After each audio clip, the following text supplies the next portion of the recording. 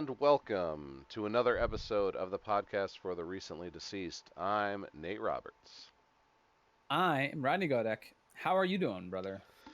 I'm doing good, and I'm pretty excited about this episode. It is episode 26 and also the final episode, the season finale of season one. Yeah, uh, we'll have to make a little placard for the end of the stream with like Finn, because I always loved there's always the excitement of how is this video game going to end the what I just experienced or what I just did. So some would just be like the end, some would write Finn, and I was like, I don't get that. I don't know. I guess it's not the word finish or final. I yeah, just you just assume like, oh, I guess that's what you write. It's yeah. Latin or I, whatever. I Is it like Finn. Latin? I think Finn is good, but I don't know. No, I don't know. Speaking of Finn, Finny. Finney is one of the main characters Yeah, of of one of our films. of one of our films tonight. Before we get into all that, uh, real quick, we're just taking off July, so we'll be back in August. I know it's very sad news. But season two, we got some big stuff in store. New format, hopefully a bunch of short, quick, spoiler-free reviews. Maybe some more audiobook work, more T-shirts. The Hmm. website will definitely launch by season two, so plenty of ways to stay in contact and just check in on the pod and see what we're up to. Yeah, I think that it'll be a good little respite. I've got a baby on the way, um, and so I'll have some time, bonding time with her, and that'll be good. But all the while, I'll still be like brooding and thinking about this stuff and watching movies with she's sleeping, which will be great because it's like, well, you can't do anything. You got to just sit and hold your baby and rock her, and I'll just be watching some fucked up shit, and hopefully it won't traumatize her for life. Fingers crossed. Uh, Also, before we get into tonight's episode, which is shaping up to be a great episode, Crimes of the Future and the Black Phone. But before we get into it, I have to talk about something I did this week because Jurassic Park is such a big part of my life. The first Jurassic Park film, the novel, even the second novel, Michael Crichton definitely up there, was one of my favorite contemporaries. Uh, so I saw Dominion. Now, Hmm. I thoroughly enjoyed this movie. Um, Yeah. One, it was very bad movie. Two, I very much enjoyed um, over 60%, maybe 70% of it. I feel like every time Ellie Sattler and Malcolm were on the screen, I was in I was in heaven, right? Hmm. Um, Most of the Chris Pratt, Bryce Dallas Howard, is that who that is? Yeah. Uh, Stuff and their B plot was meh compared to the A plot. Um, so I've been seeing a lot of ranking of the six movies, and so that's all I wanted to do. We don't have to get into Dominion. Oh, excellent. I Okay. just wanted to rank the six and tell everybody that if theirs is different than mine, they're wrong. Okay. Okay. Yeah. Okay. Let's hear it. All right. So in sixth place, Oh, you're starting from the bottom. Okay. yes, in sixth place, Jurassic World 2. In fifth place, Jurassic Park 3. In third slash fourth place, Interchangeable. it's a two-way tie of Jurassic Park 2 and Jurassic World 3. Second place, Jurassic World. Hmm. First place, Jurassic Park. Um, I Sometimes I think think I'm in Dominion, it's line a with little, that. yeah, right? I'm in line Like, with that for the most part because, like, whenever you say 3/4 with Lost World and Fallen Kingdom, There's not a lot that separates some of these movies. I think that inherently Lost World has to be beneath it four more often than ever three because of how bad some of the CG is and because Julianne Moore sucks a fat one in that movie. Yeah, two. She's so bad in So, this movie. yeah, so two. And So two. Vince Vaughn, Oh, yeah. So two. just it, Two falls to four because it's bad, but yeah. then three is also not good. No, yeah, three is bad. It's just it's neater because of the Spinosaurus and some of the events that happen. More the Yeah. aviary scenes. There's more Salad excitement. fingers. um, but so yeah, I really enjoyed Dominion. I think that that's a fair list, and I think that once you get past Jurassic Park, Jurassic World, that they start to really muddle and they are somewhat interchangeable. I think people are out of their mind for calling it the worst of the Oh, series. it's definitely not even close to the worst of the series. No, And as a finale, as long as we don't see another movie, or sure, make the next one the first of another trilogy if you're gonna keep going. sure, Don't make a Jurassic World 4, please God. Um, no, right, don't, uh, yeah, it was a nice capstone to the six movies. Like yeah. getting Sattler to come back, getting Grant. Well, In and what I think worked was that for the most part, all of their the purpose of them being reintroduced into this universe was logical.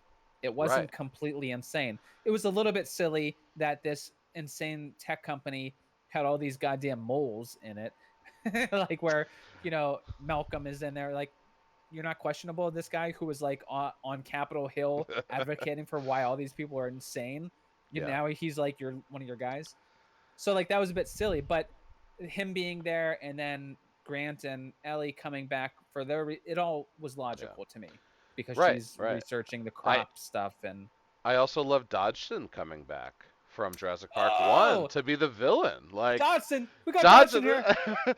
I See was nobody. like, oh, See, nobody Dodgson. cares. Like see nobody Nobody cares. cares. Nobody cares. In the book, Dodgson is like a 6 foot tall jacked lawyer who power boats to the side of the island to meet Nedry in the middle of the island to make sure he gets the job done. Sure. Um, and yeah, it's the book is way Yeah, it different. But was anyway, cool. I didn't want to go off on a Jurassic Park tangent. I just wanted to get my list out there because no way, no way was anything worse than Jurassic World 2. Yeah. I mean, Therizinosaurus and T-Rex teaming up, spoiler alert, for final showdown with Giganotosaurus. Like, it's insane. It Oh was yeah, really cool. yeah. All right. I believe we're starting with Crimes of the Future, the latest Future, from future, future. David Cronenberg. Did you want to intro this one, Rod? Sure, I'll intro this one. All right. Humans adapt to a synthetic environment with new transformations and mutations. With his partner Caprice, Saul Tenser, celebrity performance artist, publicly showcases the metamorphosis of his organs in avant garde performances. Ooh, there's a lot of big words in that fucking one. Yeah, yeah. They really want you to know not to watch this movie unless you know these words. Can you define all of these words? Do you have more than is technically is college a secondary education? I would call it that. I can't recall like because I sometimes picture secondary education as high school, but I don't think that's what it is technically. Mm, So technically three times now. yeah, yeah, So yeah, I believe that the words usage here is a bit lofty and necessarily so. I think that this movie speaks or is conversing kind of up here, and it really doesn't give a shit. You're gonna have to meet it here.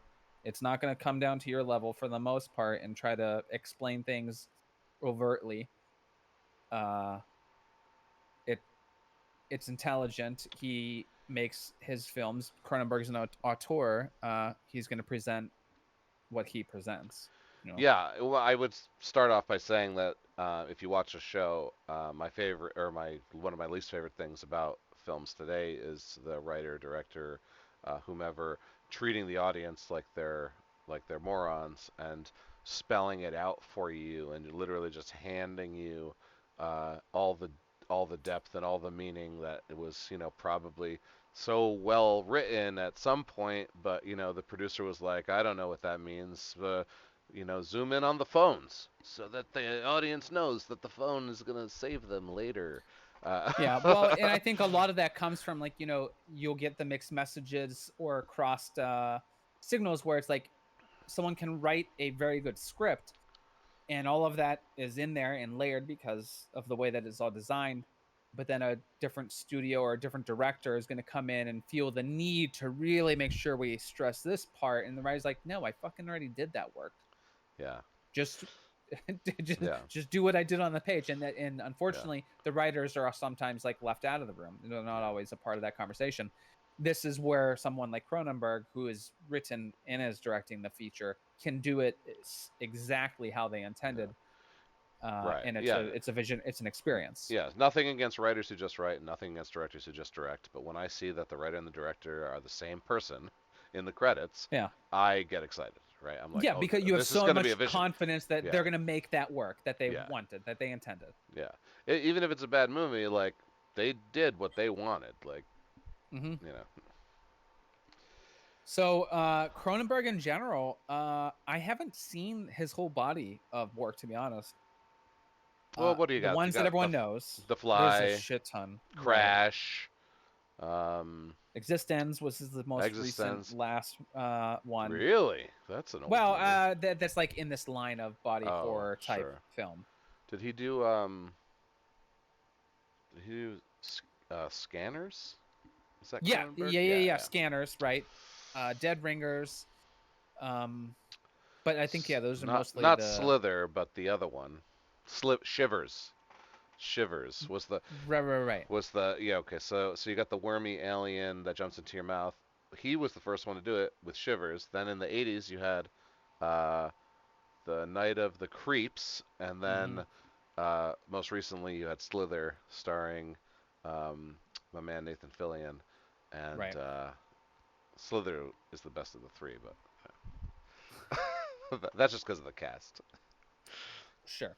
So, he's obviously known for body horror and pushing the envelope as far as what's acceptable. Also, he's done other non-horror related films. What am I thinking of? Um, Eastern, not Eastern.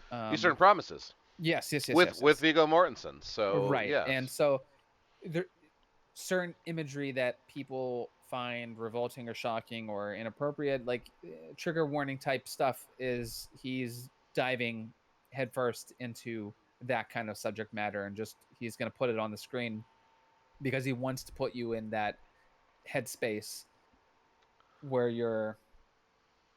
you know you're uncomfortable or you're caught off guard or where oh you're yeah, physically feeling the impact of what's happening on screen, and being in that state of mind is very important with how you interpret the film or the story that's in the film. And I think that Crimes does does this magnificently, where it sets the tone and you kind of live within this ick, and all of the themes in the movie are so much more poignant because of how it's done. yeah, I would agree with that. Visually, uh, it's excellent. It's David Cronenberg. He's a veteran. It's not gonna look bad. It's not gonna look like shit. He definitely does an Yeah, excellent job setting the scene, making you really feel like you're there. Um, and then the cast, um, Vigo, uh, Leia, and Kristen Stewart actually, and she was fantastic. Like she surprised me the most, I think. yeah, I was Like glad that she wasn't as main character as the trailers or the original flirtings of the movie led me to believe. Because all I remember hearing is like Viggo Mortensen, Kristen Stewart, even Leah Seydoux. I don't even think was listed on a lot of the first blurbs I was hearing about it. I just remember seeing Vigo, Kristen Stewart, and I was like, she's kind of polarizing and weird as shit. I wonder what this is going to be about. And then whenever you start hearing the buzz about people walking out of the movie when it's premiering, but then also Yeah. getting a standing ovation at the premiere, I think that was in Cannes. I could be wrong. I think it Right. was in Cannes. Uh, so I was like concerned maybe she's gonna be too forefront because of how she's, she's in Twilight. Come on. Yeah. Well, But I she's come a agree. lot. She She's come a was, long way, and she yes, was. I agree with you though. She was excellent in the film. Yeah. Yeah. It was. She made me feel some weird things when she was on Hmm. screen. She only had a couple scenes, but she did an excellent job at being that character, and we can obviously get into that character a little more later. Yeah, and Um, I think that the way she behaves in general as like a regular human being, I think is very similar to her to that character character, Tingling. yeah. Like that kind of like mousy weirdness, Yeah, she just uh, wants to be inside people. speaking in a weird way. It was very cool. But there's a lot of people that are in the everyone in the whole cast is a great ensemble. So the other aspect you mentioned, the look of it, the cast being wonderful. Howard Shore does the score in this film, and it's Yeah. wonderful. Yeah. I think that that's where I first, as soon as I turned it on, like I knew that this was going to be an experience, but as soon as the intro starts to roll with like the weird tattoo organic shapes, like you can't really see, it's just kind of red fleshy colors with black ink on them, all kinds of different nondescript markings like hieroglyphs almost, or lines, nothing discernible really. And the soundtrack just starts with the score that Howard Shore has worked on. It set the mood for me, and something about it just right away, like it was sort of electronic and synth, but it was classical as well, techno in there. Like Yeah. it set the tone to that I knew, like I just had a good feeling like this movie's gonna vibe with me in a way that I'm gonna get into a headspace because of the soundtrack, and it's gonna help for me to interpret and to experience the movie. And I got really pumped whenever that first started. So Howard Shore, I listened to the soundtrack today while I was working on other shit before we started. Nice. It was Very it nice. was awesome. All right. So before we get into the big discussion, we're gonna do some like overall thoughts and just give you our ratings here. Um, I'll go first since Rod liked this movie a little bit more than I did. Um, Overall, very good movie. Definitely recommend. Definitely watch it, especially if you're into body horror, if you're into Cronenberg. This definitely fits right in with his body of work. Ha ha ha ha. Okay. Um, um, so I think this movie tells a great story. I think it lacks in plot, as in it doesn't follow a standard structure of story. It kind of almost every scene feels like exposition, um, and it's up to you as an audience member to take the information and do what you will with it, which is fine. It's a choice. I just would have liked, to I like to be told a story. I don't like to have to find the story. Um, that being said, as far as like pulling the story out of the art goes, it wasn't hard. So it's not like super heady or complex. And the themes were fantastic, and it is social commentary, and it is very poignant to like today's society and a potential, it's a sci-fi future, but it's a believable sci-fi future. Hmm. So giving that excellent performances from Vigo, Leia, and Kristen, I had to wrap it up in a 7 out of 10. Excellent. It's a very good score. Clearly, we're a bit more strict with our tens and nines. That's a it's very rare. I think that we don't suffer from grade inflation, so to speak. So a 7 is an excellent score It is an excellent for a score. film. I don't think I've given a movie a 10, and I think I've got like 3 or 4 9s since we I started mean, I this. think that everyone's supposed to have given Godfather a 10. True story. I haven't seen that shit. So And just Godfather saying. 2 was better. Right. I did. Yeah. That I believe is what people say. I'll watch them at some point if everyone contributes to a Patreon. I'll watch it and give you my thoughts.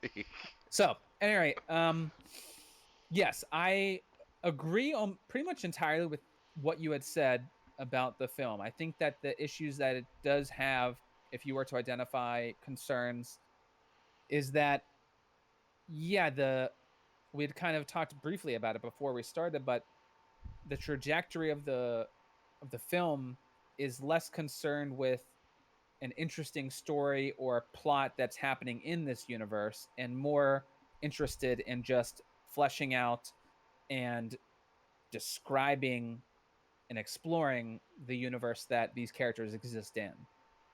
And for me, it doesn't deter me from enjoying it as much. I was content with it because of how much it just let me think about the world that they're living in and you know, for us to pontificate on how to interpret and to what it would be like to live in there. And I've found myself since I've seen it just thinking about it and chewing on it and just, man, what would that be like? Or that's so messed up. And that they're doing this now for gratification because they can't experience pain the same kind of way. So they seek these other outlets for it. And I want to get into all of that in our deeper conversation as we talk about the events that unfold. I love how well executed getting into the environment is done here because the acts are set up to kind of describe the sort of story or plot that's there, but all the other different things when you mention like each scene is exposition. I like all the touches or the different nuances that happen. And for me, as an artist, the commentary that they're making that this movie more or less centers around avant-garde performance artists, I couldn't help but feel like it was speaking more intently toward me because I was so familiar with what that is like. This the pretentious nature of that environment, all the little side comments that happen at the scene with the ear man were hilarious to me. Oh yeah, yeah, that was funny. When everything surrounding that aspect of it spoke to me in a way that let me maybe engage with it at another level that maybe a different viewer wouldn't be able to gauge Right. to approach it with. And so for me, I'm resting at an 8 with it. The more time I spend with it, the more I'm like, hey, maybe it would rest as a 9, but a firm 8, a hard 8, as some might say, Right. uh, for sure. Yeah. What is a hard? Is a hard 8 a 6 and a 2? Is that it, what it is in craps? Is that a hard 8? Or no, hard eight's 4-4, isn't it? It's got. I don't know. I I don't know don't play anything about craps. craps. I don't mean to know anything about craps, Yeah. but I know that that's a term. A hard I, 8, I think, is 4-4. I will say that none of those extra ears were functional. Yeah, yeah, yeah. Uh, So that's where it's resting for me.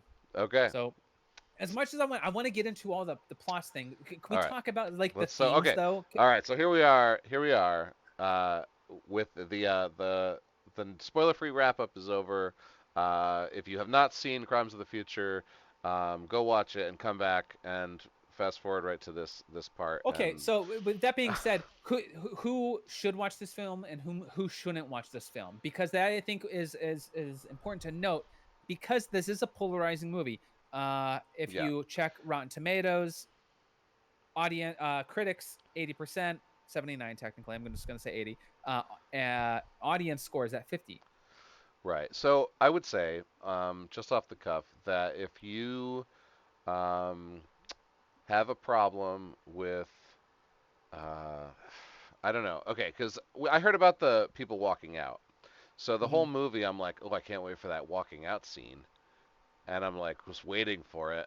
And like Right. halfway through the movie, I'm like, maybe they walked out due to boredom. Not that I was bored, but That's that it that's is paced that's very like slow. pretty Uh, harsh, Ty. yeah. Well, hold on, You're a hold on. virgin that can't All drive. right.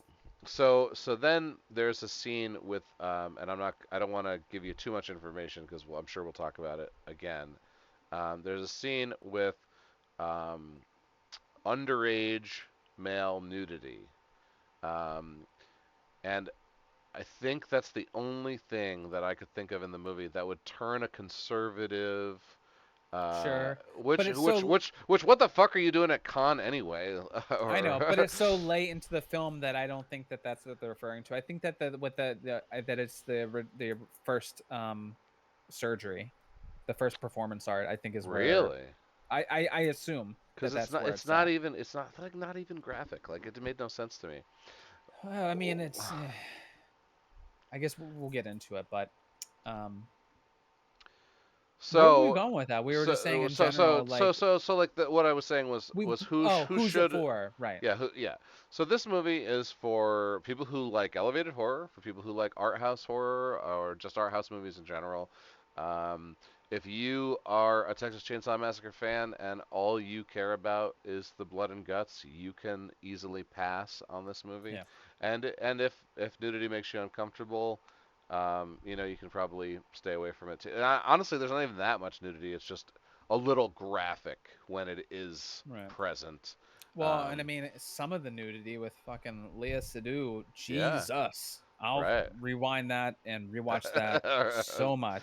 Sure, sure. I mean, and this well, the sexual concepts of in the film are also, you know, they're way out there, and so if you're uncomfortable with, you know, any kind of not you know normal quote unquote sexuality, then you could probably Hmm. pass on this one as well. Yeah, I Um, mean, yeah, if you're sort of a run of the mill, non horror buff, non slow burn, art housey type person, then yeah, just avoid it. if you Yeah, you're thought not gonna get anything out of it. If you don't if want to you think about the movie, you just want to be kind of like if you thought shown Jurassic some dumb stupid Park shit, then yeah. if you thought Jurassic Park Dominion was the best of the six, just pass. Just move on. If you Just wanted to if say, if you I mean, the like thing about it is like I don't want to talk down to people that aren't into it. It's right, no, just no, no. it's not for people, It's and just so not your thing. Yeah, yeah. it's funny to make fun of people that don't aren't into this as being mouth breathers.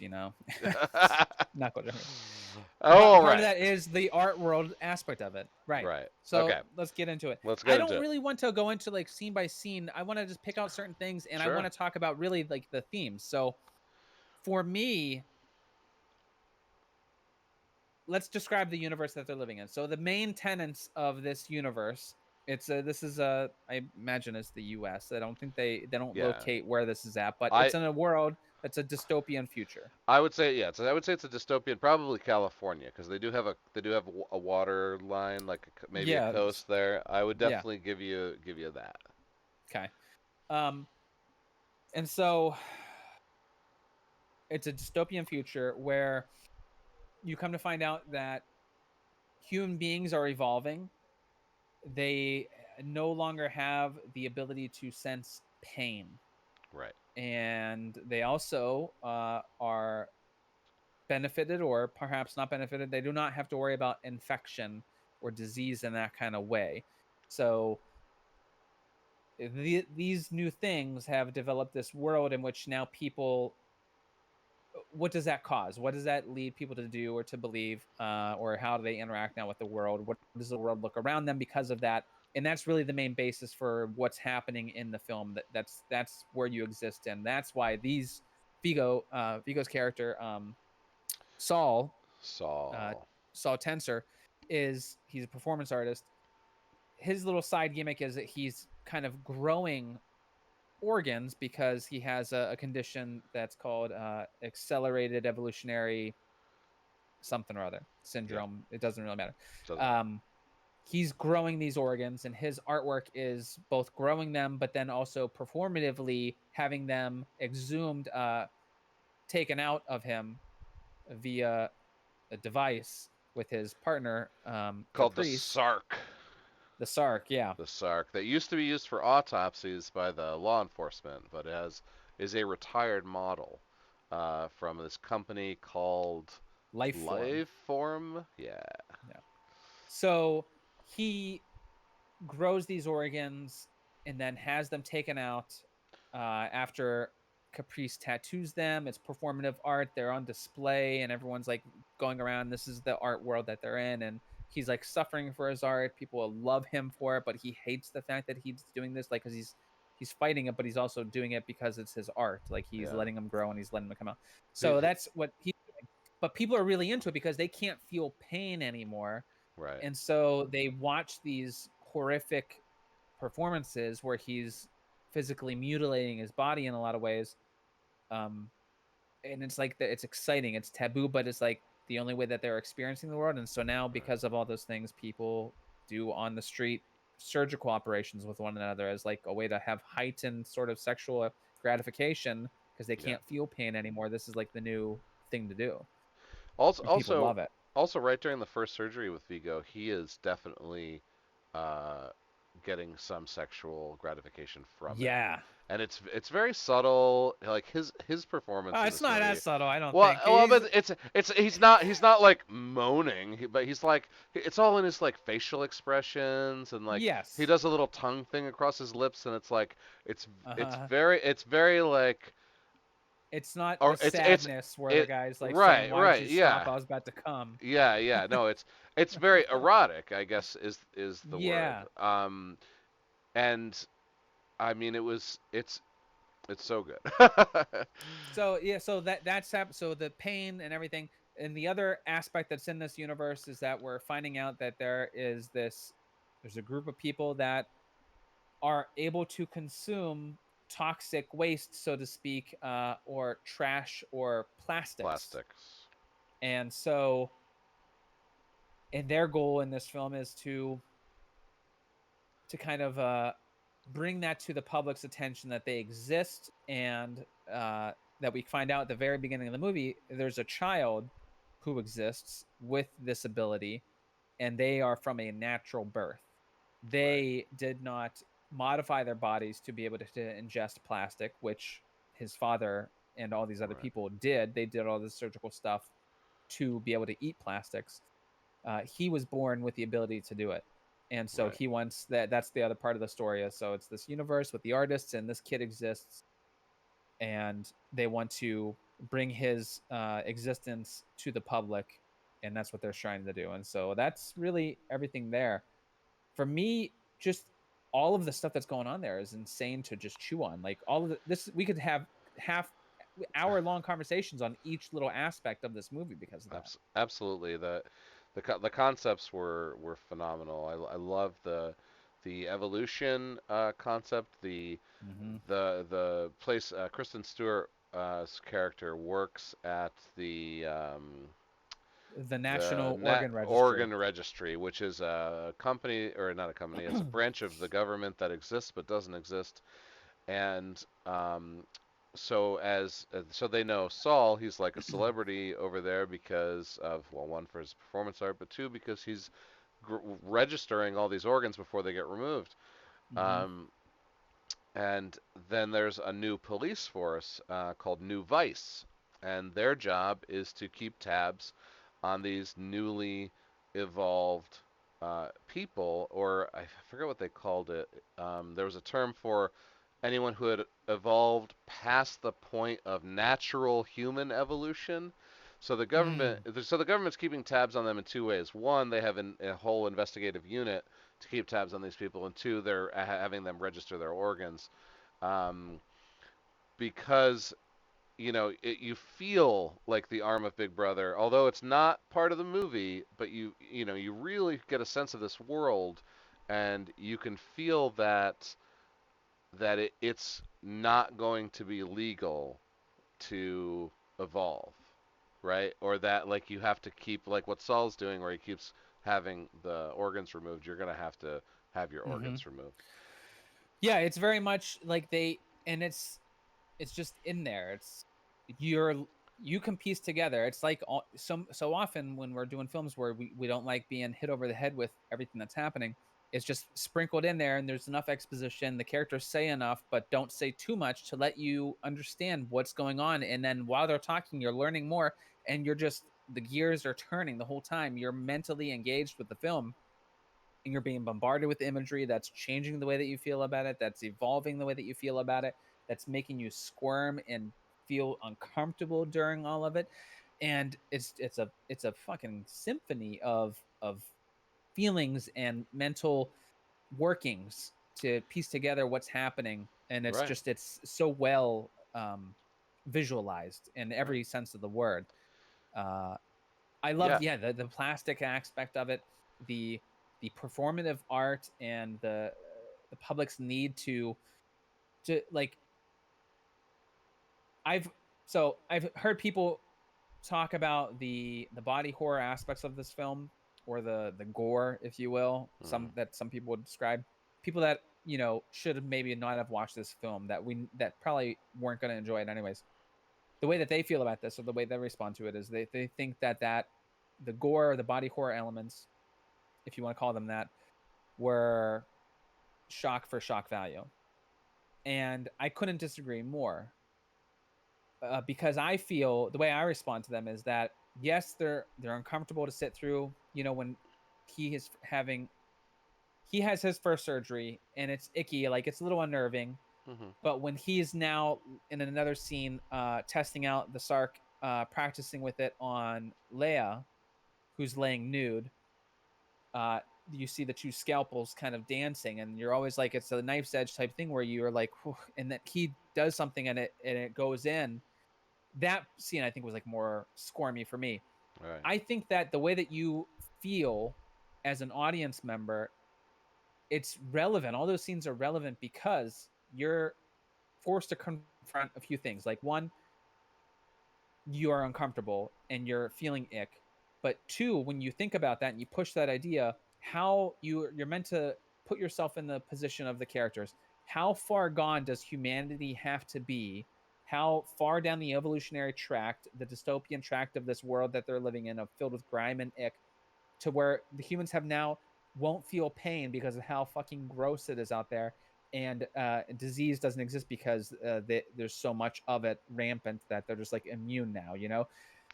Like, you have to think about how far down, how broken we are from what we know as commonplace today. Do people have to become in order for now the acts that they're seeing and doing are gratifying?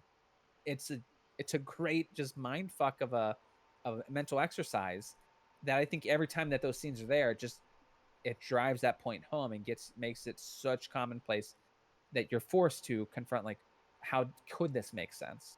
What Yeah. world do they live in that this is now the norm? Yeah. Yeah. Oh man. I mean, so there's so much I want to talk about because of how much meat there really is in this movie. Between the mother. So we talked about the kid who eats plastic. Who's the son of the main. We'll call him an antagonist for lack of a better word, but pretty much everyone in this movie is Yeah, it Lang does it's yeah. Dotrice Yeah. is his character. Oh right, Scott Speedman, right? Yeah, Uh, from Evolution or Underworld, fame, rather. Underworld, yeah, yeah. Yeah. Queen of the Damned. He was in Queen of the Damned, and then he disappeared until this movie. Okay. Uh,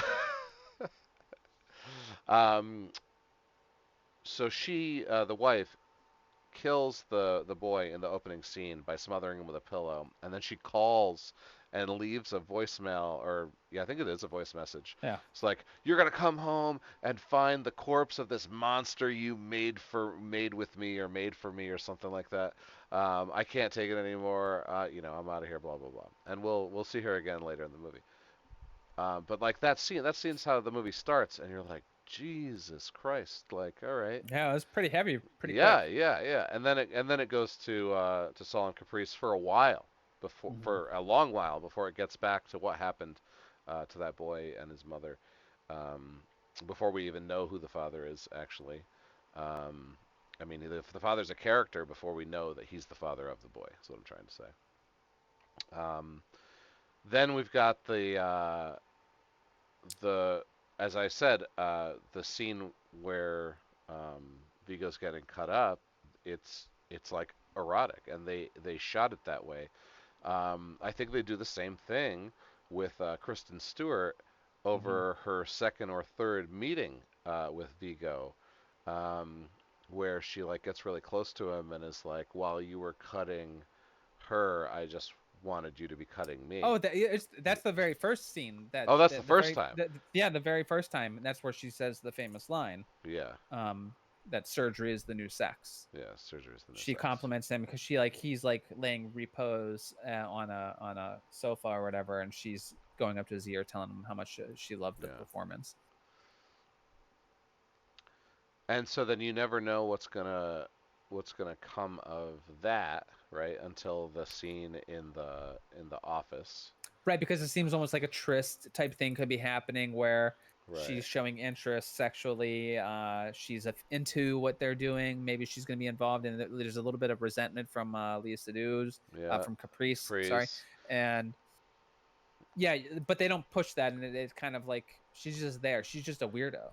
Right. Well, they start to make out, and he stops, and he's like, I'm not good at old sex. Well, the He whole says way that old they do sex. it was so disgusting because she's like just like she's looking, you can tell she's so interested. She's got all you her ability to communicate um repressed but intense sexual lust for him. Yeah. And what she was amazing at that because it was like boiling over. You just felt it so hard.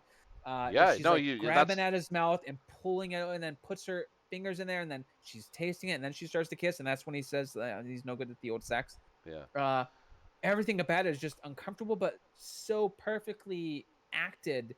She Yeah. was such a creep. It was wonderful to watch. No, that scene was incredible. Like the only way to describe it, I think, is as erotic. Like Yeah. that scene was steaming, and it Hmm. was like, but it was like it shouldn't be.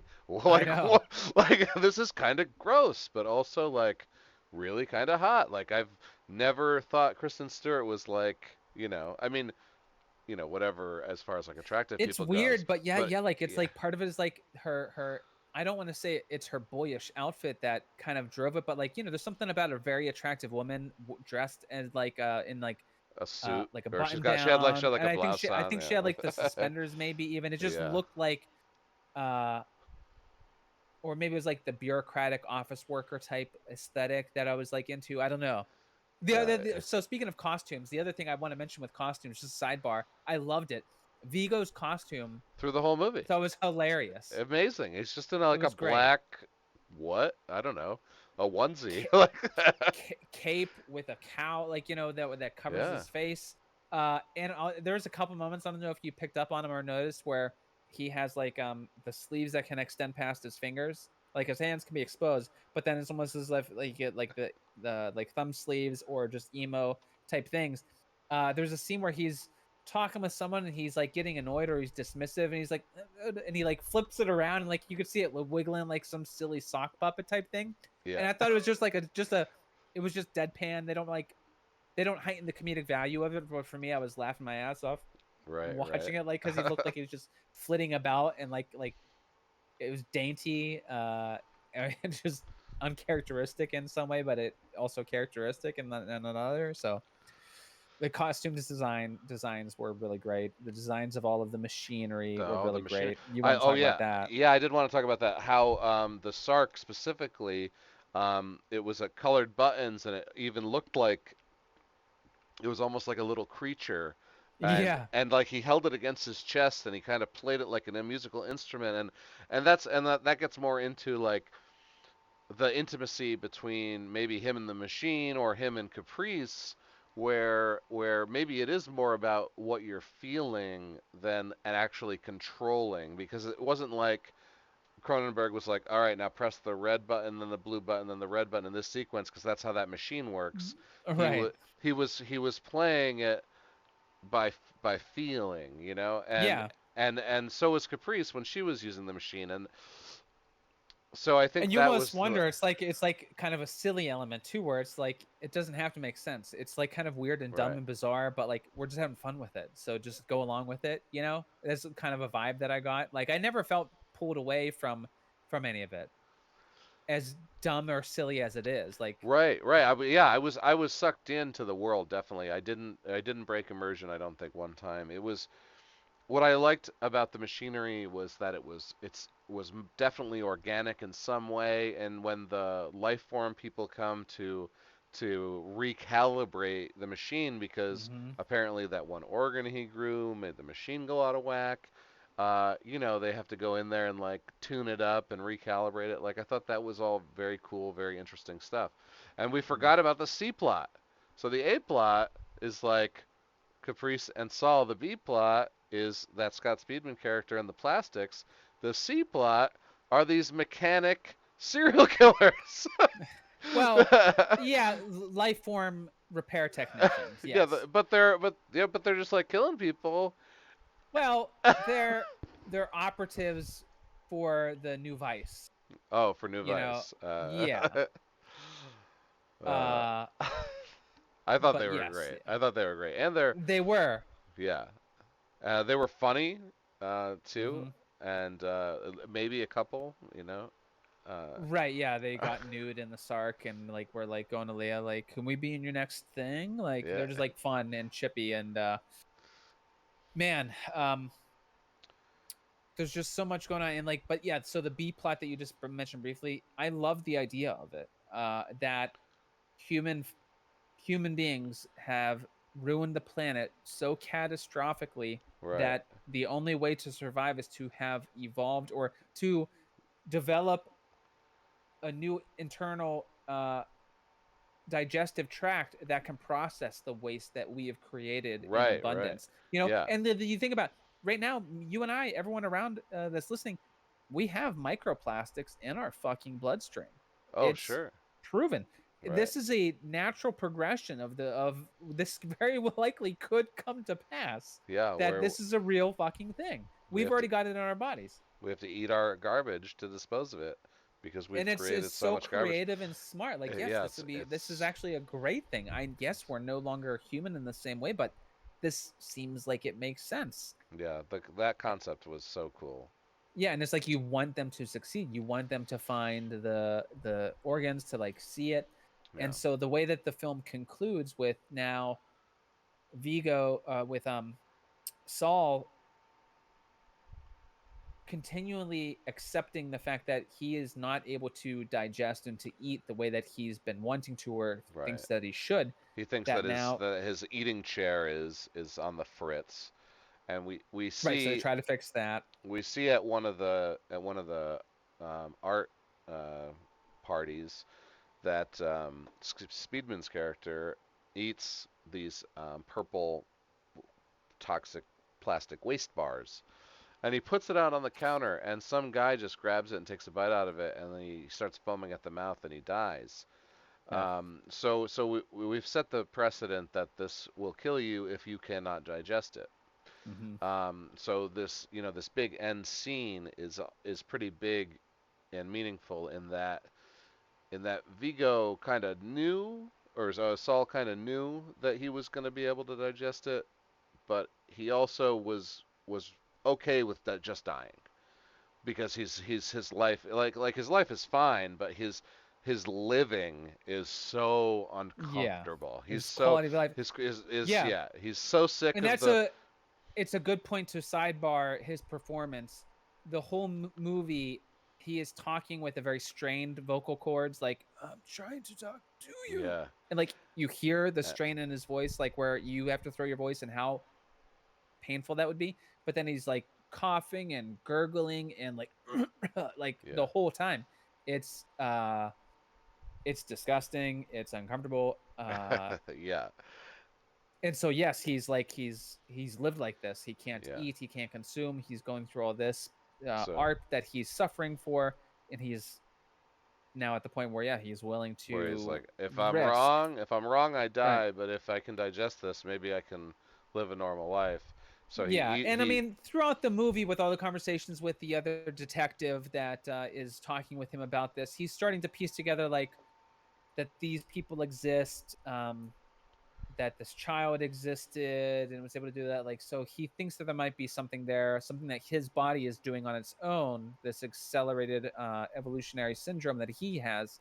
Maybe this is the next phase of life that he's going to now bridge the gap where the child wasn't able to be the one. Now maybe he's actually going to be able to be the one. And I thought that was a wonderful, good closure. The conclusion of that scene, him biting into it and sort of having it, but like it's not open ended. It is pretty resolved that Yeah.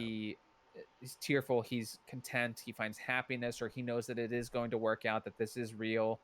Uh, and the chair just going silent because it doesn't need to do what it needs to do Right. anymore. You know?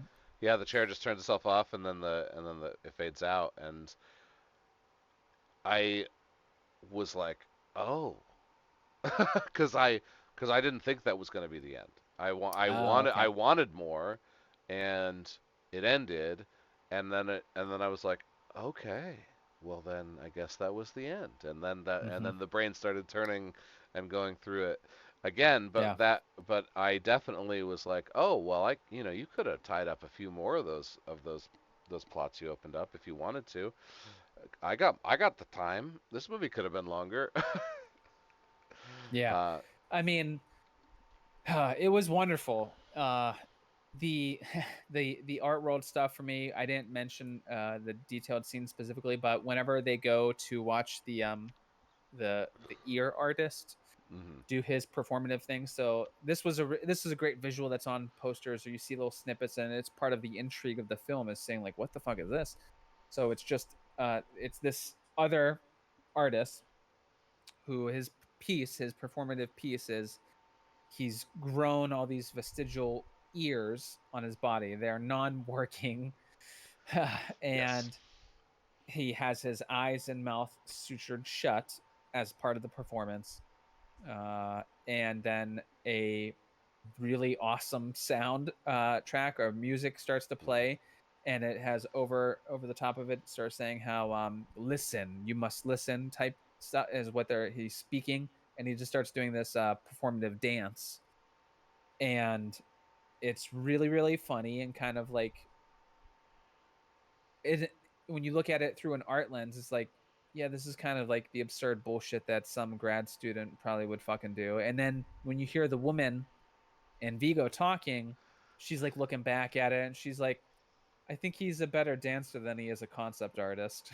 Like it's like the most just like gutting like critique of his fucking work. Yeah. That he like, and you think of the insanity of what he's gone through to grow all these fucking ears, to do the suturing, and then dance like, and she's just like, yeah, this guy's a fucking hack, more or less. Yeah. Like he doesn't like, it's hilarious because I as love artists, you do so much, and then someone just is so just like dismissive of dismissive, your yeah, of your grand work. gesture that Yeah. to you means the world. It's just so it's unfortunate, but it's wonderful. It's so it's perfect because that's really what it is like as an artist in the big game, so to speak. Yeah. I also liked the second one they went to, more Oh, with like the woman. more after it when Caprice is talking to Saul about it, and he's like, it was fucking good. It's like I'm so jealous. Like Yeah, yeah. he's like She's like, really pissed that yeah, it yeah, yeah. was She's like, good. well, are you jealous? He's like, of course I am. Like, and that's He's the other thing too. Yeah, artists fucking covet other artists' fame and fortune, or like yeah. getting popularity. Like, oh my god, it was so good. It's guy. It's fucking Christian Bale in Psycho. Is that Bone? Is Like, and that he's sweating. He's just yeah. like, oh my god, this guy's doing it better than I am. I Yeah. fucking hate him. Yeah. It's it's ego and vanity. It's all of those things. Right, but And it's so like it's so funny uh when it happens too, because it's real, but also yeah. because this world is so bleak and like so different than what we know, Hmm. and yet here you are where you're eating slop while you have to sit in a chair that like calibrates you so you can eat. You can't sleep because you're in a bed that calibrates you so you can sleep. And you can't feel pain. Sex isn't good. Like you're inventing new ways to be intimate with one another by actually being inside, physically inside other people. So let's talk about that one other scene with the zipper, Oh, because the that was zipper. also The awesome. zipper was It's such a awesome. small little side note, but man, it was fucked up because there's also we talked So about yeah, A B this is C plot, but yeah. there's also like a fucking F G H I J K L plot where like Where there's the a inner beauty the inner pageant is gonna beauty exist. pageant, and it turns out that it was started and is going to be hosted by And I was like, the head organ um, the National registrar Organ guy. Registry. I was like, Yeah, oh the head shit, guy. is fucking Cronenberg like onto this whole Sports Illustrated shit that's going on now? It's Like, the oh inner my beauty pageant. sweet god. So the guy pulls Saul into his office and he's like, "Hey, I'm the guy who's doing the inner beauty pageant. You can't fucking tell anybody I lose my job. You know what you should do? Like you're a shoe in to win, but you have to enter. Like because he Yeah, doesn't know if he's gonna do it. You have to enter and you'll win." And he's like, "You know what you should do? You should get one of those zippers installed." So he goes and he gets this zipper, and Caprice sees it, and she just like gets turned on by it right away. And they have a weird relationship where they're not really together, and but they're obviously right. partners. Sexually and yeah, Yeah. exploring each It, other's body. And yeah, yeah. she unzips it and just starts Making out with his organs and sticks her hands in there eating first, it but then out. she gets her head down there and she's just yeah, she goes Yeah. right into Like there. it's so like just like whether you want to call it cunnilingus or fellatio or whatever the fuck, it's disgusting. And he's Yeah. like, he goes, careful, don't spill. I'm like, what the fuck did you just say? Yeah. Don't spill Yeah. your fucking insides? That is disgusting. Yeah. Oh my god. I was like shocked, like, oh, it was man, the uh, things that the movie makes you feel. Wow, it was just I was just like, what? My eyes are popping. yeah. Oh man. So good. So the movie was filled with all of that stuff. It was and like the world that we're describing, there's like we said, so many different things happening and just shit to think about and insanely well crafted, well acted, well everything. Yeah. Um Solid, good so movie. I'm definitely gonna own this one. I recommend it to pretty much everyone. There's a couple of people I would say you could pass, but for the yeah, most part, you're not going to be disappointed with this movie. yeah. Wonderful time. So happy with it. Already got some T-shirts, gonna design that I'm gonna make. Like I thought also it'd be fun as shit to make device T-shirts like adverts for the Sark autopsy machine, you know, and like do it like in an old retro style, like where Oh it's like yeah. new Sark autopsy 2.0 type shit by Lifeform or the Zipper. But the National Organ Registry is definitely going to be a tee that I'm going to make that I cannot wait to purchase or have printed for myself to fucking wear. Oh yeah. It'll definitely be more obscure than Ada's lamb that I walk around with, but if I find someone that notices, it'll be a weird, Oh yeah. that's a weird eye contact to make because you're gonna be thinking about all these fucked up scenes, and that's what's so great about it. Yeah. Oh yeah. It was fantastic. It um yeah. Yeah. I great movie. Okay. Moving on. Yeah, let's move on from that. Cronenberg, wonderful return to the genre. Uh, he's 80 years young. Maybe he's got some more up his sleeve. We'll see. Looking forward to it if he does. If not, wonderful last movie. Oh yeah. Excellent. Excellent. Excellent. Thank you very much. Okay. Moving on to The Black Phone. Here we go. After being abducted by a child killer and locked in a soundproof basement, a 13-year-old boy starts receiving calls on a disconnected phone from the killer's previous victims. Directed by Scott Derrickson, written by Scott Derrickson and Robert Cargill. Based on a short story of the same name by Joe Hill, which, if you don't know, is Stephen King's son's pen name, starring Mason Thames, Madeline McGraw, and Ethan Hawke. Um, I loved the Black Phone. Um, right off the bat, you're going to see a lot of things that you've seen before. It's using that throwback film style. We kind of saw it with X. It's doing the same kind of thing. It's definitely about kids coming together to defeat evil adults, which is a theme all through King's work. Joe Hill, it's also there. It feels like a Stephen King uh, adaptation. Um, the team, Scott Derrickson, Robert Cargill, was the guys that did Sinister. So you know that like they've got that going for them. That was definitely one of the more actually scary horror films of the last 10 years, I would say. Um, and yeah, just excellent story. Beautifully acted by the kids again. So many good kid actors in these horror Mm-hmm. movies we've been watching, right? I mean, they, as brother and sister, Mason and Madeline, they play Finney and Gwen with an abusive father. They just knock it out of the park. Those two. Yeah. So, I mean, when you talk about it feeling like other things, I think that for sure it's sort of the way that it's shot and the way that they tell the story. It does feel, when you said X, you're right. It wants to be sort of grounded in the time period that it exists in, and this is existing in the 70s. I can't remember the exact year. It says it early on. Yeah, It's somewhat irrelevant right now. yeah, But it takes place in North Denver, northern. I think they even say like north of Denver. At any rate, yeah, that has that feel and that vibe. It does feel like King. It's comfortable. It's like yeah. child movies with It's thriller yes. esque elements. It's comfortable. It's familiar, but it's telling a new story. It's telling a Yep. story. It's telling a story in a way that like yeah, and it gives it away in the description, I think. So Yeah, this there's description I'm not a fan of.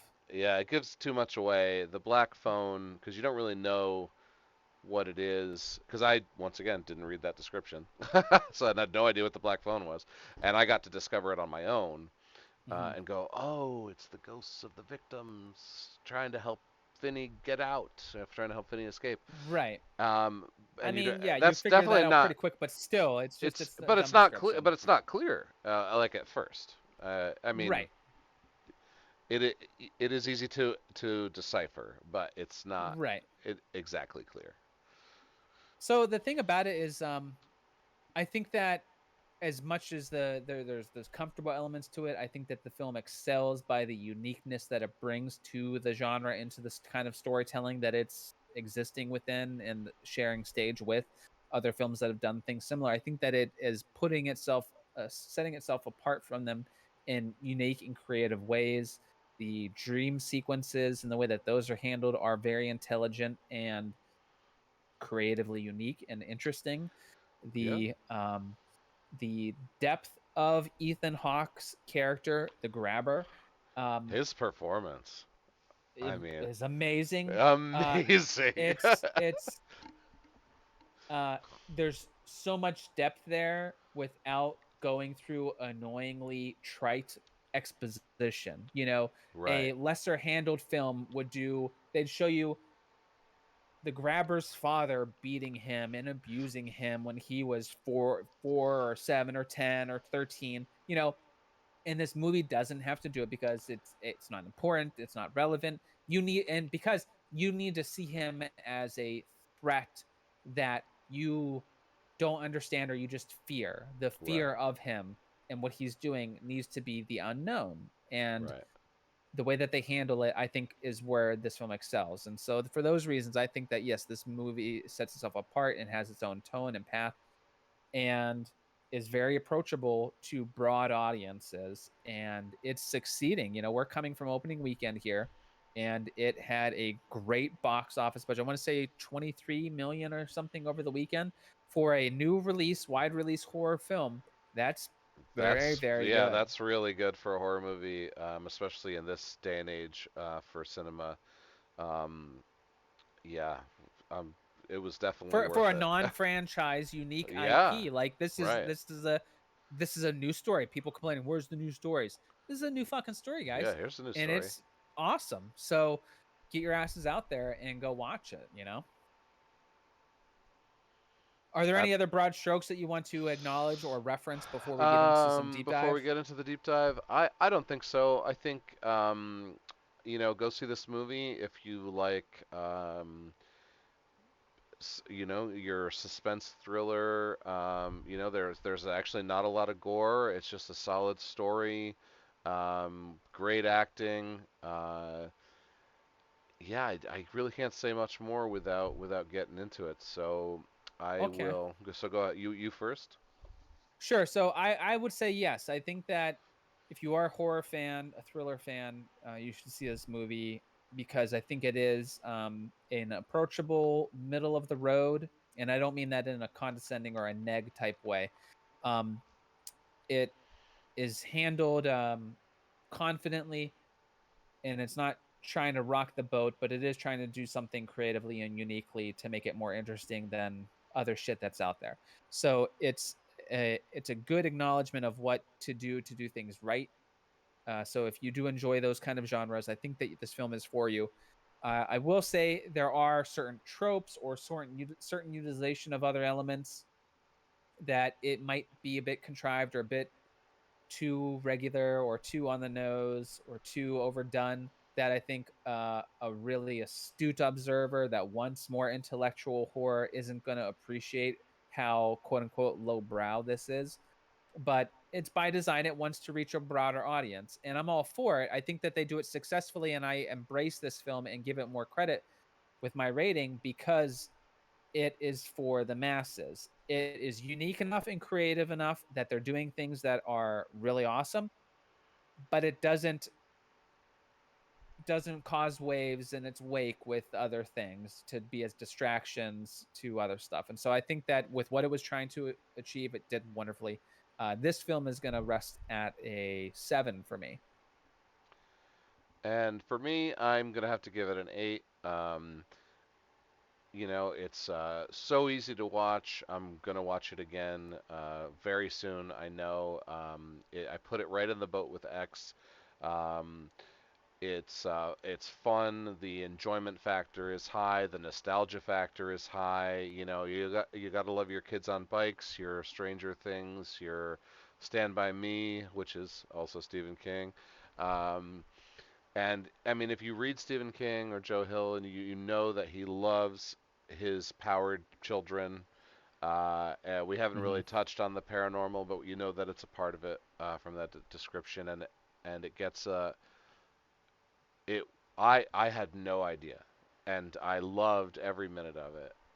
That it was You a had no part of idea it. what you were getting into. Oh, the paranormal Yeah, element. yeah. Gotcha. I was Yeah. like, I figured it was a slasher, like Ethan Hawke, kid slasher. Great, Mm-hmm. I'm watching Yeah. it, right? Um, so that whole aspect of the film, which gave the story its depth, it really did, right? Right. I And abs- that's the other thing too that you have to give it credit for because the way that it handles the paranormal element is more unique and interesting than how other movies would do it. right, And it's satisfying. You yeah, know, paranormal can be handled where it's like this stupid fucking thing with ghosts, this or that. Like that's dumb. That's not real. That's not whatever. This movie addresses it and kind of it's like, okay, yeah, I'm with you. yeah, You're not doing anything that makes me feel like too detached. It all works. It's great. yeah, absolutely. So for me, I did I say I give it an 8? Yeah, an 8 out of 10 for Eight Nate, out of 7 out of 10 for 10. yeah All right. Okay, for so here's the part where we're gonna start talking about the movie in depth. So if you don't want the Black Phone spoiled for you, feel free to tune out and come back and hear what we had to say later. Yeah, go see it in the theater. I saw it in the theater. There was lots of people in the theater. The small seats that are right in front of the screen, no one was in, but for the most part, all of the upper seats were occupied. What about you? I was about half. It was about half, but I'm in a Okay. much smaller town. Sure, smaller town. I'm up in, yeah, bigger town. And mostly teenagers. A lot of talking. Not a fan of that. Had to tell the girls next to me to shut up Did you because it was go too much. alone or did you bring the wife? I went alone.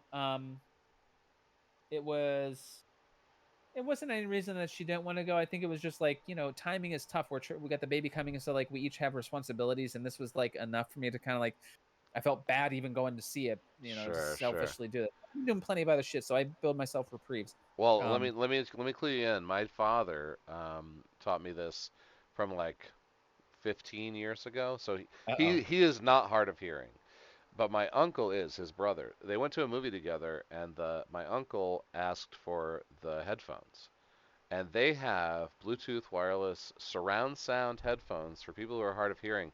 You can get at the desk. Ever You since, mentioned this to me yeah, before, and I forgot. ever since that day, my father has done it for every single movie he's ever seen. He is not hard of hearing. He's an immersion guy like me, so he gets to sit Yeah, in his. He sits in the theater, puts those headphones on, and just zones right in. So, yeah. if you got Uh, if you got loud kids in your theater, maybe you want to think about those headphones. hey, yeah, not to be a downer, but that works out until you fucking go see The Dark Knight in fucking Colorado. Wah, wah. Yeah, all right, all right. You remember that SNL skit, Debbie Downer, where Debbie it was Downer, just yeah, cussing? It's just like, yeah. sorry, Yeah, that's all right. too That's all right. soon. Too soon? I don't think it's too soon. No. Speaking of too Uh, soon, Jesus Christ, the scene early on with um Gwen and her father her Terrence. father, whipping Holy her. fuck, Yeah, dude. I haven't seen a child abuse scene that emotionally wrenching and graphic. Now, some people I know were detached and weren't engaged with the way that Jeremy Davies played this role and the child Gwen played her role. yeah, But this for me, like early on in the movie, I was like, oh my god, like I was sick almost. yeah, Probably because in part that I've got the kids, and yeah. probably in part because I was hit like this by my family, my Right. father. You know, it was difficult for me. Yeah, I would like. I like. I'm not gonna say that I liked it, Rodney, but I Didn't you really. say that last time when there was like some racist shit happen on the thing, and you're like, I like the subtle I, racism or I something don't like know. that. Yeah, yeah. Well, but I mean, it helps with the realism, right? And it helps with the immersion, especially getting to know Gwen and her family, or the Finney and the father and their family Yeah, unit, and trying to understand it because they're not going to just explain it to you, right? This movie was written well and shot well, so yeah, you're not going to get the exposition scene of the guidance counselor just telling the kid all the information the audience needs to know. You're not going to get that in this movie. Or the psychologist does that. You're not going to hmm, get that scene. So you kind of have to figure it out. And like, he's like whipping the shit out of her, and you're like, what the fuck? And that's also a nice twist, right? He's not beating up the older brother. He's beating up the younger sister, and yeah, and yeah, he has to comfort her, which obviously he was going to do, but like normally it's the younger sister who's like trying right. to save her big brother in these kind of films. So you're like, why is the father doing this? And it's like you can't even talk about your psychic ability. Your mother had that. She went crazy, killed herself. We don't know that yet. We find that out Yeah, way we way get that later. eventually. Yeah, right We now don't. we just know that the police were talking to her, and he thought she was acting up. Like, why are the police calling me? What Right. did you do? And because Like, yeah, the cops are calling them, and it's like you got in trouble at school. This is what parents of that time and that era would do. You yeah. fucking you correct you roll with the The fucking Iron iron fist Fist. to Yeah, the Iron Fist. Yeah, keep your kids in absolutely. order. And and back then, there wasn't anything wrong with it. Like that's just how it was. No, it was a common thing, and it's fucked up. Yeah. Yeah. And what does he make her say? My dreams aren't real. He's just like, say Yeah, it again. yeah. Say it again. My dreams are dreams. They're not Yeah. real. Yeah. Yeah. Just says like, say it again. He just hits her harder, And I think and that you're they were both holy very shit. good. Yeah, Yeah. her especially, like it was Oh. very convincing. Like a lot of times, children that are going through a scene like this, it doesn't come off as real.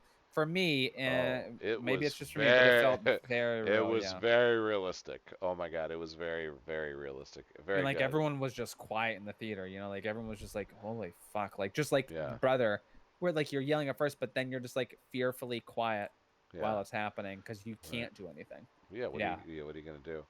brave of Um, them to do something like that for sure. I love But she's I got the think, she's got the bottle and she's like, I'm gonna drop it if you come and if you yeah, hit me again. And she's like, don't you fucking drop that. She just drops it. Like, yeah.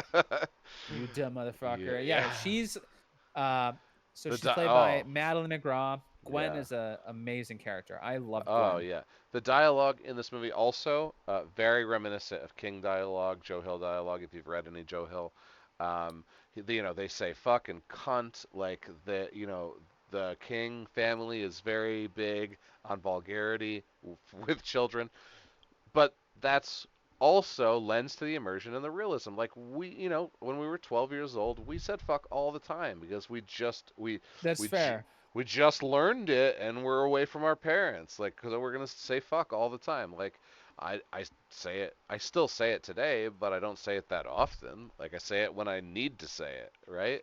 Yeah, Gwen is you would I think that you could say she's a bit overly loquacious than what a little girl her age should be. And so it might be hammed up a bit for the screen, but I'm okay with it. I don't think it's completely over the top. She's sort of, I think, filling a role that exists because of what happened with their mother and their home situation, that this is how she processes and deals with it. So, Yeah, yeah. No, I mean, she definitely needed to be there, and of course, um, you find out that she has a power just like her mother. And for me, I was like, oh, she has a power just like her mother, and I didn't really even go beyond it. Maybe it's a little sexist of me to not think that maybe Finney has a power too, because what happens with Finney is these ghosts communicate with him through the black phone. Well, mhm. in my mind, these ghosts aren't going to communicate with anyone through the black phone. They're communicating with Finney because Finney can communicate with them because she has her power, he has his power, and this is him, Yeah. him discovering his power. Not that he even realizes that it's a power because he's Right. a Yeah. Yeah. kid and has Because no idea what's going on.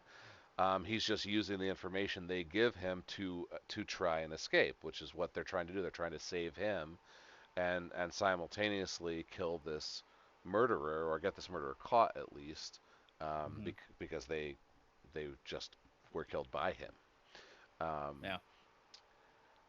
so once again, we talk about what a great original story to be put in one of these very familiar nostalgic settings. That so we're watching the movie and it feels so safe and it feels so familiar.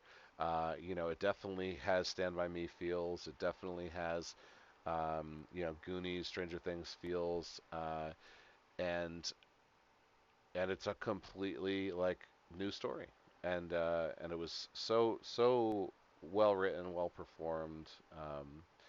I mean, Ethan Hawke, right? Even the Ethan Hawke's brother, Yeah. who had like two small scenes, right? He was Yeah. fantastic. He was like the gatekeeper. Yeah. He was a bit of a MacGuffin. Yeah, Max. Right. right. I loved him in the cops. The cops come in to ask him some questions, and he's got all the crime stuff about the Yeah. the the the grabber on his Sort of wall. a Just sort of a Charlie Day nod there. Yeah, yeah. He's like you gotta let me help you. I'm gonna figure this out. And Yeah. uh, and then the cops leave, and he immediately like snorts some cocaine off his coffee table. Right. Because the cops are like, yeah, you might want to clean up. Yeah. before your brother gets back. Yeah. And he looks down, and he sees his lines, like, "Oh fuck yeah! Oh my god, that was so close. They almost caught me. Oh shit!" He gets right back in it. Yeah. And so so I also heard some rumblings about like this, like, oh, it's so unbelievable. This fucking brother doesn't realize what's happening with his own brother going on. I was like, yeah, he's a fucking cokehead. Like the dude's Yeah. out in his own world. Like he's not looking and figuring anything out. He's just on a bender nonstop. Like Yeah. maybe you don't know a lot of people with drug abuse, but like, yeah, he's he's just off in his own world, especially overworking this, and he's not thinking about real world type stuff. So Right. Not. I I don't mean, think not. Not to mention that he soundproofed the walls and the door, and he kept the door right. You locked, could, and if you he's want like, to "Don't consider go it a near plot my hole, go ahead. stuff." But Yeah. Yeah. You could consider it a plot hole, but yeah, I think it's it's an entertaining little comic relief almost, or just like a good way to um, heighten the excitement of the who done it aspect of it, of right. the where they're at type thing. It's a good subterfuge of what's actually occurring, and it throws things off in an interesting way. Yeah. Like I said, the MacGuffin element of it was good. Right, right, yeah. You get the two near escapes, right? You get the one where he runs away and he runs him down with the van, and you get the one where his brother discovers it and then you know, he has to kill his brother and then he blames that on Finney. He's like, "You see what you made me do? You made me kill my brother." That and then can we talk about Ethan Hawke's performance for a minute where Yeah, let's talk he about where Ethan Hawke as the where grabber. where he goes from like gleeful, playful, this high-pitched, childlike, whimsical voice, Yeah. and even kind of like goofy with his mannerisms. And he Hmm. goes from that to anytime Finney says something that he doesn't like or does something that he doesn't like, immediately it has this almost demonic uh, I wasn't gonna kill you, but now you said that thing that really pissed me off, so you shouldn't have said that. Hmm. Yeah. That kind of light switch flick in his performance. Um, and that's another thing that I really loved is we don't ever know what happened with the five boys Right. until we know, right? We don't know until we know, and he starts out saying, "Okay, well, now that you're here, you have nothing to worry about. I'm not going to hurt you. Um, I'll see you tomorrow."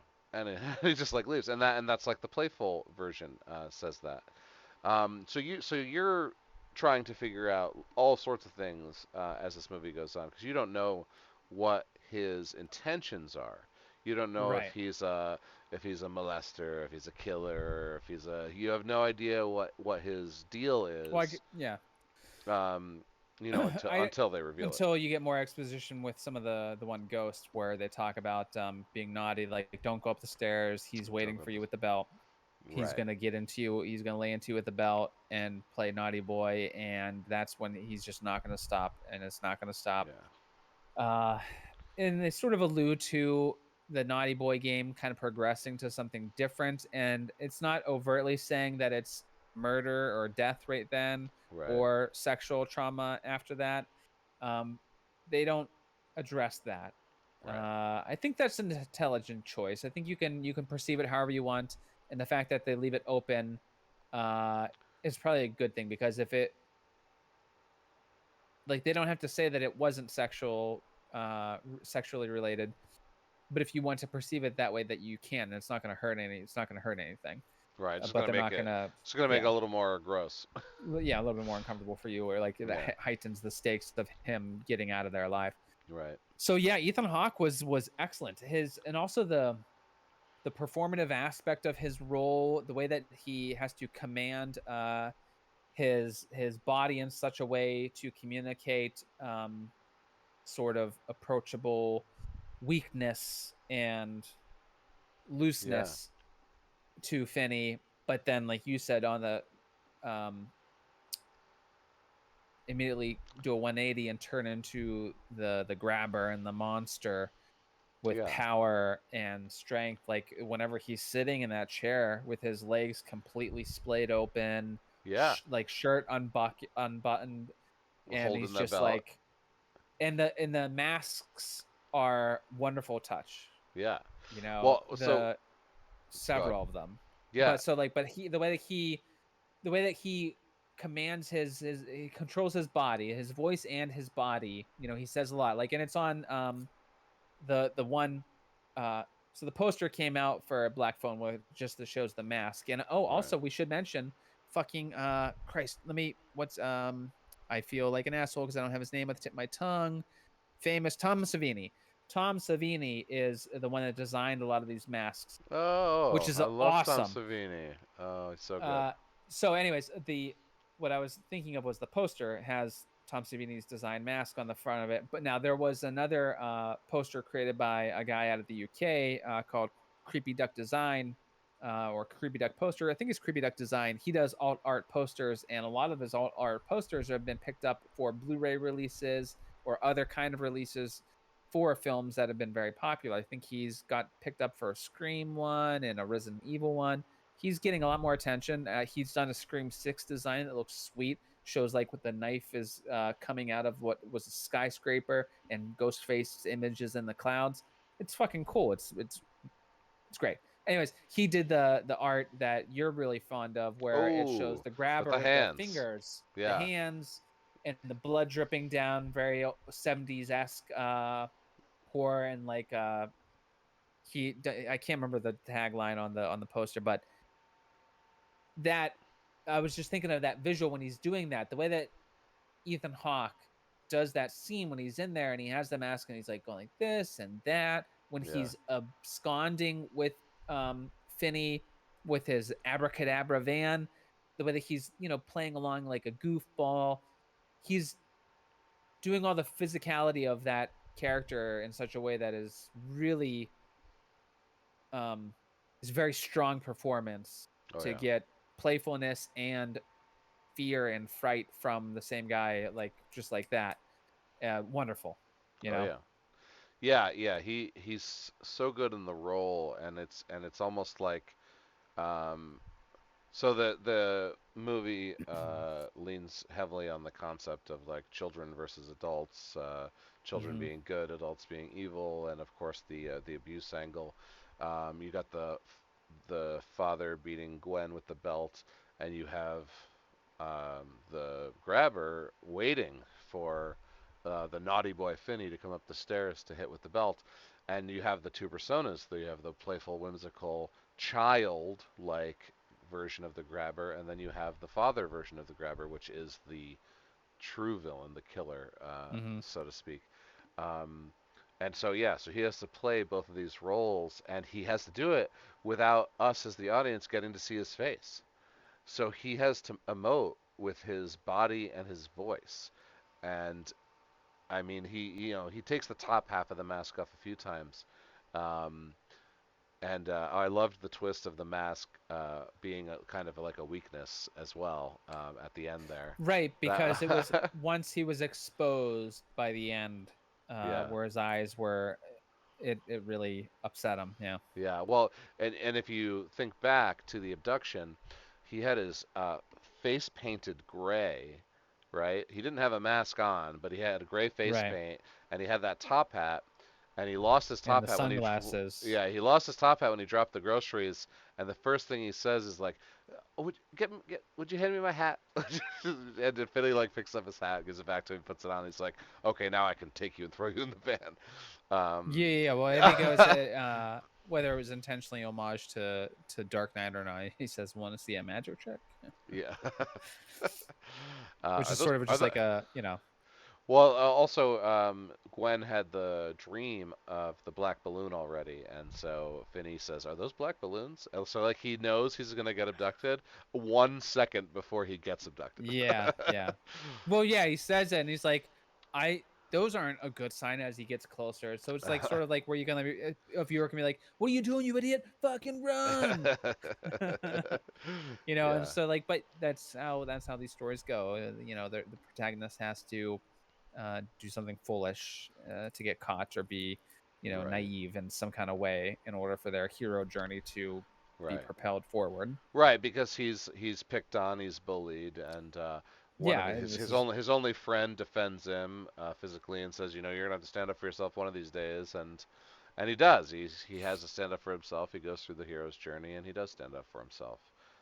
He yeah. fails. And It's probably like it's like perfect hero's journey too, because like he tries and fails a yes. few times too. Like it's Yeah. literally exactly And the all of that tension and frustration, the hopes and then being dashed, all of that going through by the end, the culmination of that final scene with the grabber, people cheered and clapped in the theater that I was in. Like, and oh yeah, I'm not that person, but it was very gratifying yeah, when things happen. People were fucking pumped because they yeah, got invested. I was like, yeah, this is gonna be a hit. yeah. People are gonna really, this is gonna resonate with a large demographic. Oh yeah, I love the final phone call too, where all the voices come on and you know say they're you're fucking dead now, peace, right before he dies. Yeah, and That was so a that's the other thing too. It's not obvious at first, and for me, I didn't really think about it. Each character not giving a ton of information, but then saying to do this thing that seems like completely unnecessary or rewarding or not an unfruitful mission or task that doesn't ever get him out, but they all add up to creating the situation or environment for him to succeed in his final test. I love that element, and it's yeah, woven in there so seamlessly, and like it makes sense logically. It's creative with a plot. Uh, I love that aspect of it. yeah. How did you feel about all those elements adding up to Oh create the traps and all that? yeah, no, absolutely. Like I'm a fan, obviously, of Hill and King, and this was so just like well done, so perfectly put together. Like it, you know, Horns comes to mind, not necessarily the movie, which was good, a good adaptation, not a great adaptation, a good adaptation.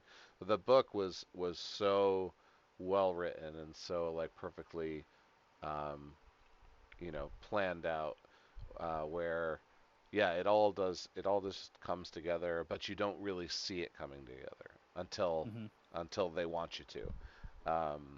And you're like, oh, okay, they did that, they did that, they did that. Like it was the five phone calls, and I forgot what order it was in. If it was in reverse order, or if it started with the first kid and it went to the last kid. I think technically, the very first phone call. I think aside from yeah, it hopped. I think it hopped a bit Oh, did it? because Okay. the very Uh, last phone call was Robin. was the friend that taught him how to fight, or Yeah, was it it the taught bully? gave him the got him Not the was well, it the gamer who was playing pinball? Was no, that that wasn't the very last all one. right? It was Yeah, that Robin all because right. So Robin showed him the phone, how yeah, to so pack the phone with the right. dirt and fight. So then it went from the first kid who was abducted to the last kid who was abducted. So it went in Yeah, chronological order. Yeah, they called him in chronological order. Yeah, I thought it was fantastic. yeah, Yeah, the cord that doesn't do anything, but it lets him get up to the grate that he then pulls down, which is like wasted. But then he puts it in the pit that he dug, and that's what gets him on the foot. yeah, breaks his The yeah like dog, the freezer to get the steak to get the dog. Like it was a neat, creative, fun little storytelling. It was just a good, tight little package with a bow on it. By the time you got to the end, and you're like, that was fun. That was neat that yeah they did that way, because again, this is the paranormal element. And when you talk about you don't understand at first, this might be a gift, you're just kind of like you're hearing the voices. I love that you don't see the ghosts, or he doesn't see the ghosts, he hears them through the phone, but right. we get to visually see them We get going to see through them the in the ang-. back. Yeah, um it like I love that's how they handle it. And I also love that they handled Gwen's dream sequences as that sort of uh camcorder from the 70s, like like how they shot X, with the little exactly. hand camera with the reels. Had that grainy footage because another movie would just do some weird smoky or filters on the lens of showing like reds or purples or something weird, like it's a dream and it's this looks like this. Uh, not a lot of films do it intelligently, and the way that they did this through video footage was great. Once she came into the scene with the guy at the pinball at the convenience store, and Yeah, she got in the cop car with him to experience that retelling of the story in her dream was fucking awesome. I yeah, was like, that's so creative and smart that she's like, because you don't understand it's her dreams necessarily for a little while. You think it's just footage that is also because she does wake up. So yeah. you understand it, but once she came into frame, I was like, "Oh, this is great. I love the way that they're doing it." Well, right, but then also he carves the address into the kid's arm, Yeah, which yeah. obviously he didn't do that when In it real life, actually right, happened. So right. that was almost like the ghost telling, giving Communicating to her. to her through the dream, you this is where we are. You have to get Right, yeah, help. this is Yeah, where it happens. This is where you're gonna die. Like, and I yeah, love that it was layered with what Finney was experiencing because yeah, he's doing those actions where he's kicking through the door, and it yeah, shows he's kicking through the door. Like, but he and really cool, creative weaving of those two experiential things. Um, in a fair and decent amount of comic relief. You know, whether it's the MacGuffin with the brother, yeah. or Gwen. Gwen When just Gwen being wakes up, Gwen being when vulgar, she wakes up after not having a dream, and she gets down to her little dollhouse prayer spot, and she's talking like, to Jesus. "Jesus, what the fuck?" I was like, "Oh my god!" Like, you know it's coming, but it was still very rewarding. I loved Yeah. that part.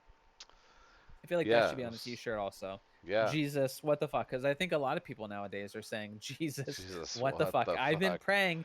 Are you even there? are you? Because it doesn't seem like you are. I'm starting to Uh, think that are you? I'm starting to think you're not real. yeah. Very entertaining and good comic relief with the somewhat heavy subject matter of obviously child abduction and murder. So, Yeah, I honestly like. I give it an 8. I think this movie might be, currently in the 5 slot. Um, oh yeah, yeah, likely to get bumped, but we're only 6 months in. We're only halfway through sure. the year. Likely to get bumped, but I think it's sitting in the 5 slot for me right now. Yeah, I mean, it was fun. It wasn't, slow. I like all the artistic decisions with how they told the story, and so it's definitely rewatchable. It's Yeah, approachable for a broader audience. And but the most important thing for me, as a horror fan of horror, is that I just love to see that it is getting the attention that it's getting, that right. people are seeing it, that people are going back to the theater. With the past couple years of what we've been through, that they're going back to the theater, that they're seeing this horror film, or horror adjacent, depending on how you want to categorize horror films, uh, and that people are responding to it well. That it's a unique new story that was done relatively with a realistic budget, and that is making this much money, and people are raving about it. Rotten Tomatoes 84% with critics and 90% audience score. Like, it's a crowd pleaser, That's and yeah, that's a great I score. 100% agree. And Yeah, that's the thing. It has all the star power of like what makes a good, quintessential horror. Like the villain is memorable and interesting, and Ethan Hawke kills it. The kids are fun and entertaining, but serious when they need to be serious. And there's the journey, there's the tension throughout the whole film, and then the release of that tension. Like, it's almost like a tearjerker by the end because of like the reunion that they have. It's yeah. heartwarming. And the homages. I Did you notice the It homage also? No, oh, with the raincoat. Yeah, Yeah, yeah, Georgie, yeah, the yeah, raincoat with yeah, the boots and everything. It was literally, yeah, and it was raining, it was the bike, it was the yeah. coat, the Yep, boots. Yeah. It yeah. was kind of it was funny. It was nice. Yeah. Yeah. um, yeah. So I think this one's also going on the shelf. I'm definitely buying this one. Um, I think that's it. Yeah, what a Yeah. great way to end the season though. Yeah. Oh Two man. really entertaining movies for two different audiences, but that's what's Yeah. I These movies that's what's couldn't have been more interesting, different. man. I know, like, I wish that there were more people. It doesn't matter. It would be cool if there were more people in my life that like you and like I have with you that could enjoy and appreciate these two disparate movies, Right, right, and acknowledge and understand and appreciate them for what they are, and right. be able to converse about them because yeah, it's what it's all about. Yeah. It's fun, it's like it's hard to find people that align. Yeah, I would say that yeah, most people I know would prefer the black phone, but there's a handful of people who would like Crimes. Did you get to watch it with Anastasia? No, I didn't. I went by myself. Yeah. Yeah. Yeah, I watched it by myself too. I know that my wife would not be a fan of Crimes. She would not Oh, enjoy it. I watched It's Crimes not with her. Anastasia. I watched Crimes with Oh, okay. Anastasia. What does she Yeah, think about Crimes? yeah. She. Oof. Wait, hold on. I think she loved it. Oh, she did love it. Okay. She Okay. did Great. love it. Yes, she Yeah. was talking about the plastic. I mean, she thought Oh it yeah, was yeah, yeah, yeah. she thought it was one of the best environmental Yes. films, of forever. Like the Yeah. environmental message was bigger than anything else in that we are destroying our planet, and if we do, we're gonna evolve into these plastic eating monsters. Yeah, I agree, and Because that's that's that opening shot too, where it shows the kid, like the child is eating Becker. the eating the garbage Well, can. yeah, yeah, he is right. That happens right after, but the before then, he's just at the coast digging in the sand for shit, and you see the tanker that's just on its side, and it's like, Oh, right. yeah, this is what's happened to the world. The world is fucked. Like, Yeah. and it's just like it's this childhood innocence exploring the world, and we've destroyed it. We've Yeah. already destroyed it. It's Right. in the background. He's not enjoying the fucking ocean view. There's a goddamn tanker upended Yeah. right there. Like, and so yeah, the environmental aspect of it, I thought that she would hone in on that and enjoy it too. Yeah, it is a cool. It really, you could make an argument that's what it's all about. There's so much, but if that's the other thing, if you just want to enjoy it at that level, enjoy it at that level. Yeah. Yeah. I mean, it's so interpretive. It's literally like whatever you think this movie is about is what it's about. Enjoy. Hmm. Man, yeah, what good closeout episode with these Yeah. two films. Yeah. Excellent episode. Great. Two great movies. The end of season one. Thank you guys so much for being with us for 26 episodes. We will be back in Yes. August. We'll be back. Do not disappear on us. For the podcast for the recently deceased. I'm Nate Roberts, And I'm Rodney Godek. Take care. and we'll see you next month.